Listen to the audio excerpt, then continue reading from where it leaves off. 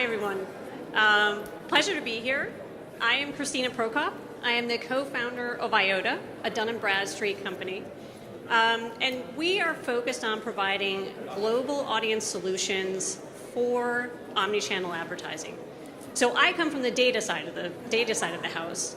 And it was really interesting. So a lot of the things that I want to build on actually were referenced in the presentation beforehand. And what we've been doing over the last 10 years is working with advertisers to come up with addressable solutions for their advertising needs, and also using audience data to be able to engage better with their existing customers.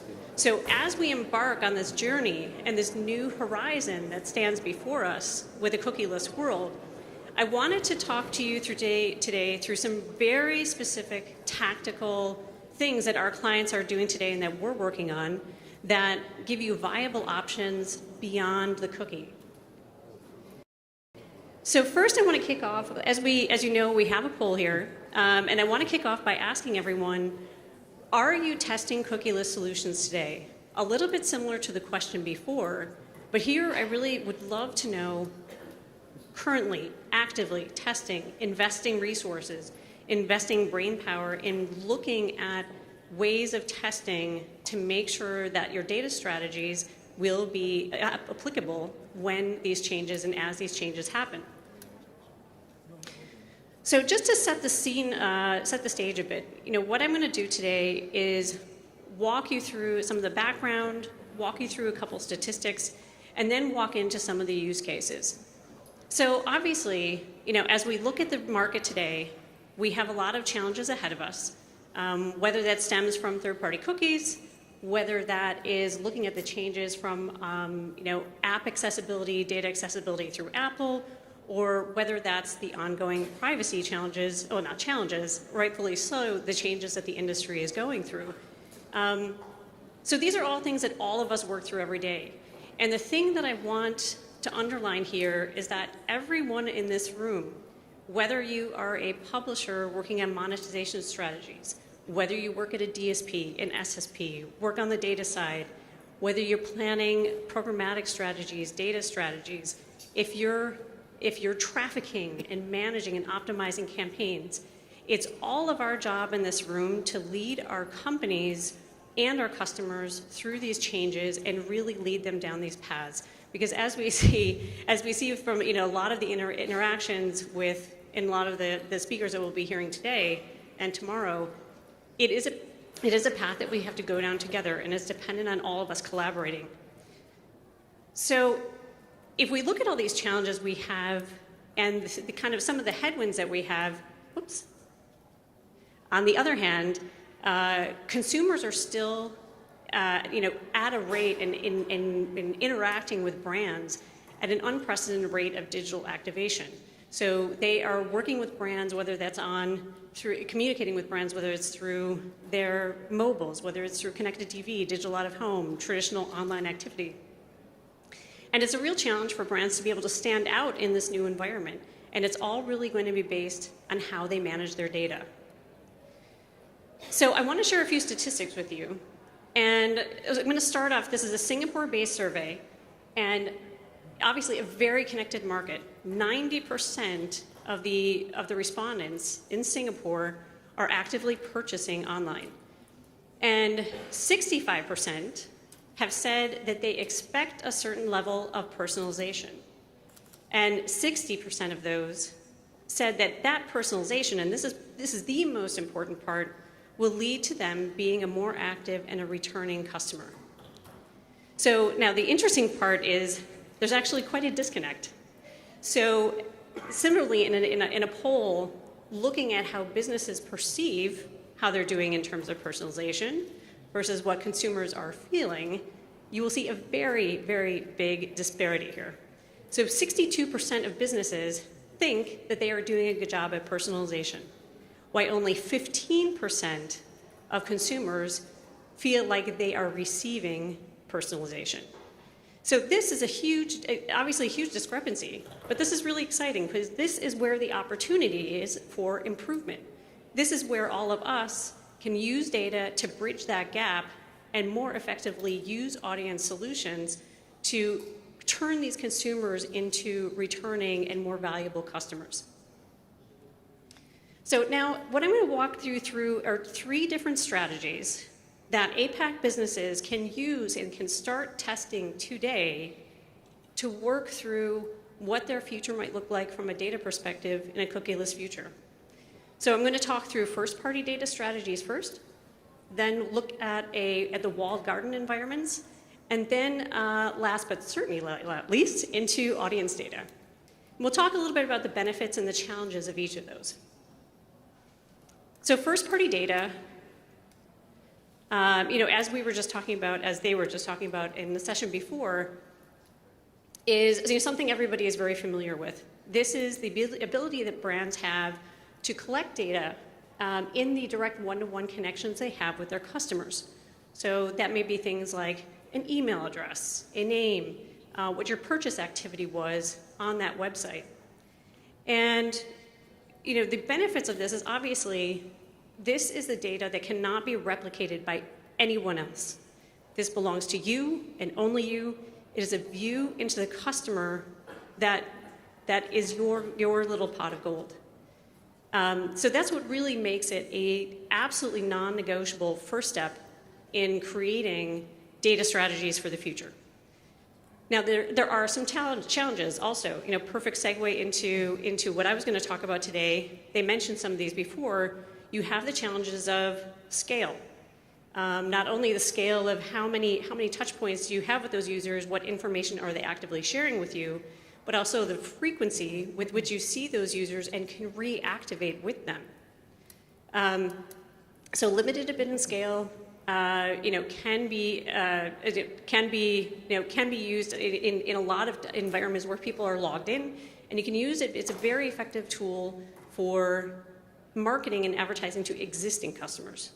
So if you move into the challenges of first-party data, using data for prospecting or looking at how do you go out and grab more users, how do you win more business, that's a bit more challenging with first-party data. You also have the challenge, again, the frequency with which you see users and the depth of data you get from first-party data, depending on what type of business you are, can also be a challenge. And certainly also finding the in-house talent to be able to build these data strategies, understand how to connect it into all the different departments that you work with, and the siloed nature. They also mention it, and we see it very much working with our customers. There are, the teams that work on the CRM data are different than the teams that work on the website data, are different than the teams that work on the order data. So being able to harness all of that in one repository and be able to activate it effectively can be challenging. So the next area I want to dig into are the walled gardens, walled garden data.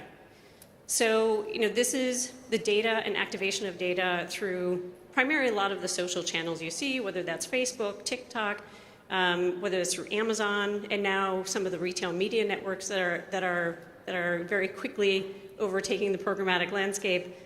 So there are a lot of benefits. This is still a very quick, the acceleration of use of social channels still is unprecedented. The most important benefit of the data that's within social channels is its addressability. So you have, as opposed to first-party data, you have users very active, logging in repeatedly per day. You have a lot of information about their tastes, their likes, who they're connected to. So I would argue from an addressability standpoint, there is nothing that compares to the social channels. However, also comes with its challenges. So if I look at me, from a social perspective, the data that you see and the user that you see can be very, very different across each of those channels. If I look at the way that I interact when I'm on TikTok versus Pinterest versus LinkedIn, to a marketer, there would be no connection, none. I look like 3 totally different people. If it wasn't for possibly my email address, which also is different on LinkedIn than on the other 2 channels. So one of the biggest challenges with the walled garden, using data in walled gardens, is it is just that. It sits in the name, the challenge. It's walled.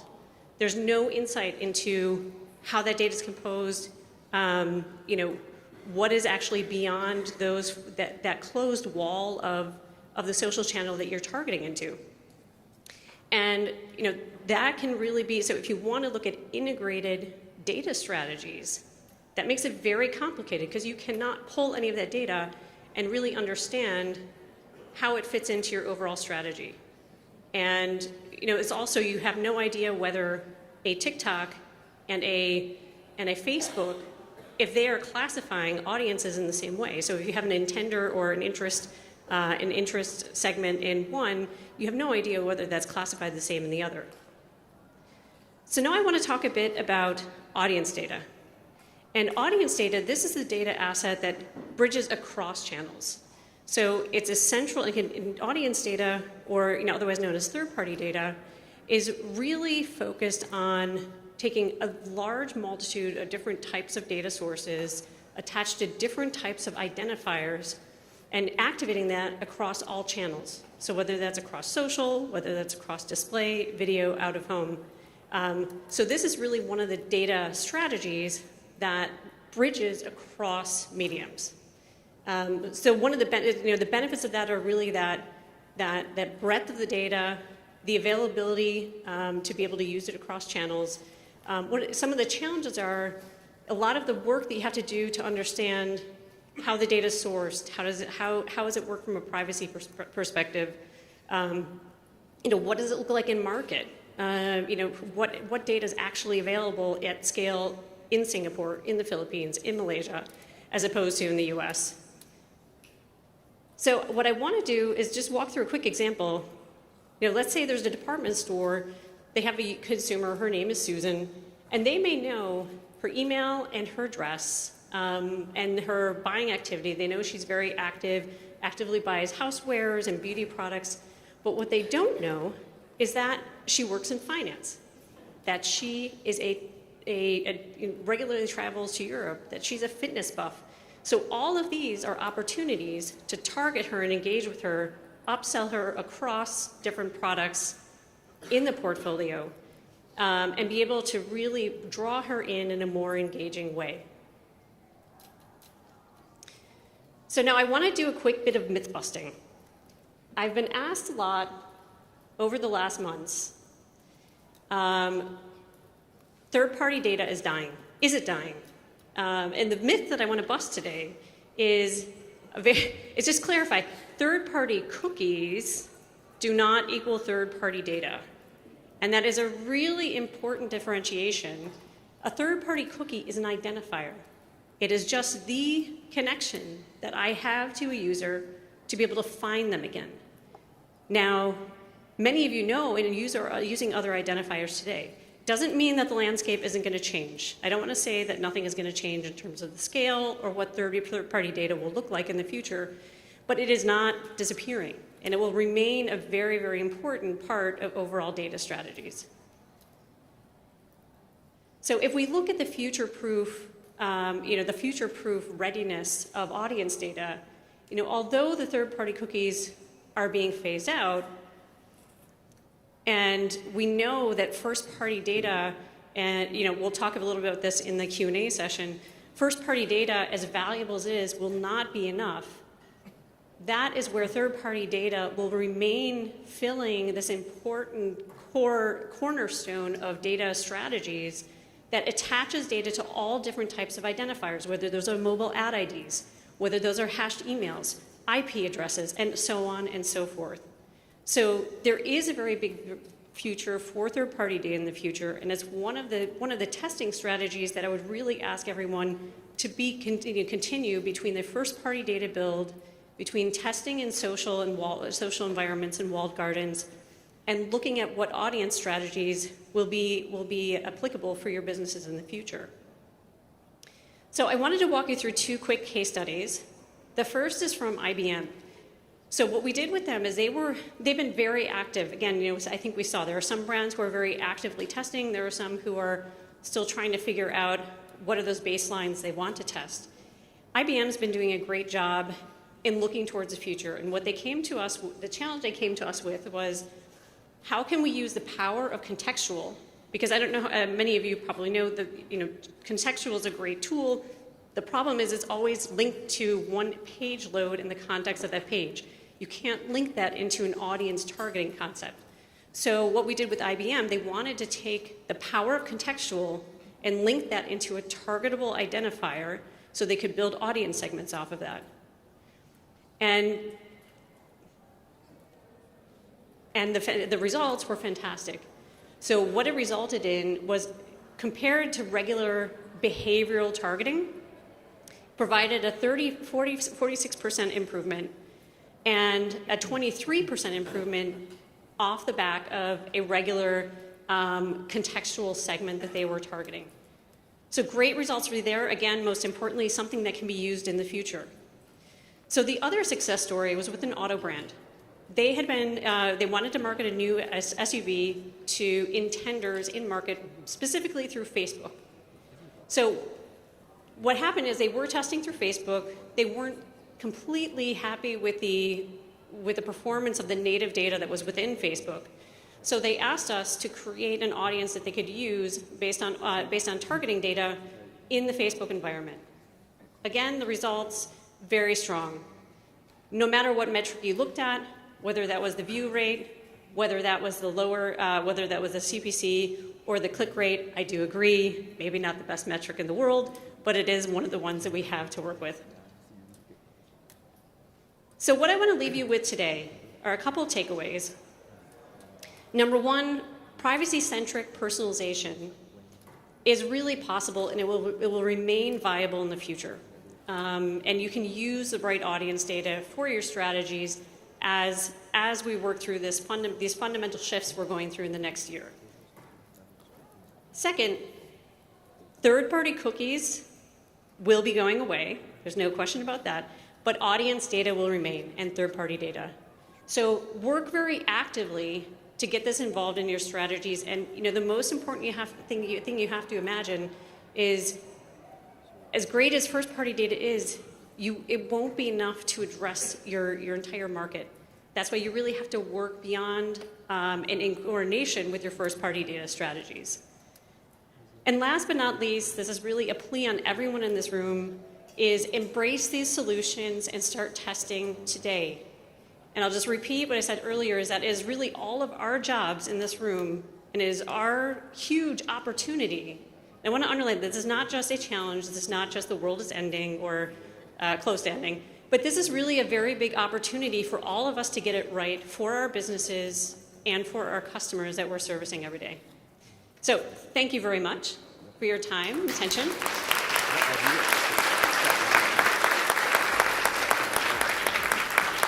I think we're going to go into Q&A. I don't know which chair to sit. There's so many choices. Yeah. Hello, everyone. I'm John Still, Head of Content at ExchangeWire. Lovely to be back in Singapore. Thank you very much for joining me. And thank you, Kristina. That was a great presentation. A lot of interesting stats involved. I'm going to throw a big picture question to you first. What is the future of data, and how can we really get it right this time? Yeah, so it is a good question. I'll give you, this is by no means the end-all be-all answer. It's my little crystal ball that I look into every day when I get up and start work. The importance of data has just permeated its way into everything we do as an industry, and that will not change. The way we use data, how we source data, what identifiers the data is connected to, that's this massive change right now. So if I look at what the future will be, and all of the privacy restrictions and all of the challenges with collection through cookies and so on and so forth, what I think will happen is we will see a reduction in amount of data that is available and can be used for these purposes. However, that doesn't necessarily mean that we still can't scale it. Again, I think our industry has just gone through so many changes and backs and forth between scale and precision and scale and precision. We're always looking for that, for that happy medium. So my prediction is that we'll have less data to work with. However, there will be very intelligent modeling capabilities off the back of that. So you start working more with the concept of seed data and extended data. So all of these strategies will still be viable, just they may look a little different in the execution and in the scale of how addressable those audiences are. Yeah, is this the opportunity to really use quality data rather than the quantity that the industry has been addicted to for such a long time? Yeah, it is quite a strong drug. Yes. So yeah, how do you really see the preparedness of the industry for the changes that are coming up? You've gone into it in the presentation a little bit that this is not the end of data. That's definitely not a full stop. It's a change, a sea change probably. Do you think the industry is ready? No, I mean I would reflect. I have definitely voted for the last. I point up there as if it's there. I voted for the last option in the poll before. We're not there yet. I think different markets, different industries. What's interesting from our side, we definitely see different industries with different preparedness. We have a lot of clients in the B2B space that are very active, and we have a couple agency partners who are more active than others. But as a whole, no. I think what we have to do, and again, I think that this really needs all of us working with the agencies, working with the DSPs, working with the SSPs, everywhere where data can be activated to help figure out where and how they can test. Because I think for a lot of customers we work with, it's a little bit of a deer in headlights situation where they know they have to do something, they don't really know what, they don't know how to get started because it is quite a monumental project. And that's where I would just recommend cutting this down into bite-sized pieces of start testing and iterating, because if you don't start, that's the most important part. Just get the ball rolling. So no, I don't think we're where we need to be right now, but I would truly hope that over the course of the next couple of months that will accelerate. It's time, yeah. Yeah. To that end, can we see the results of the poll that we put up? Are people testing already in cookieless ecosystems? Yeah. Okay. So a positive result from what I can see. Yeah, a majority are already testing. I'm sorry. Which is encouraging to hear. That's great. It's a mix between people who are considering and actually not testing at the moment. But yeah, so it's filtering through. Great. I thought it was fascinating, the 62% of marketers who think they're personalizing and the 15% of consumers who think they are being personalized too.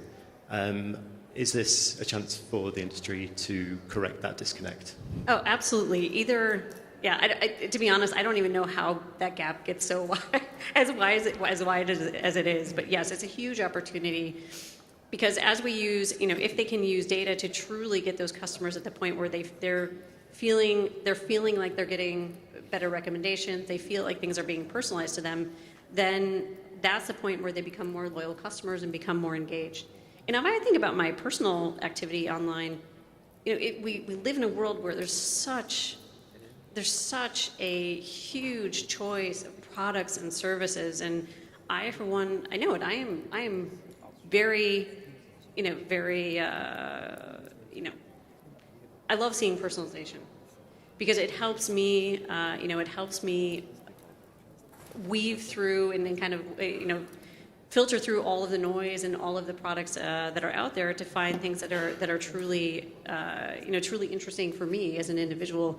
So I see where it's coming from, but yeah, there's a long way to go. Great. In closing that gap. Cool. Well, that's all we have time for. So thank you very much for joining us today. Great presentation. Thank you. Yeah, we'll look forward to hearing from you more in the future. Thank you. Thanks. Round of applause, please, for Kristina. Thank you very much.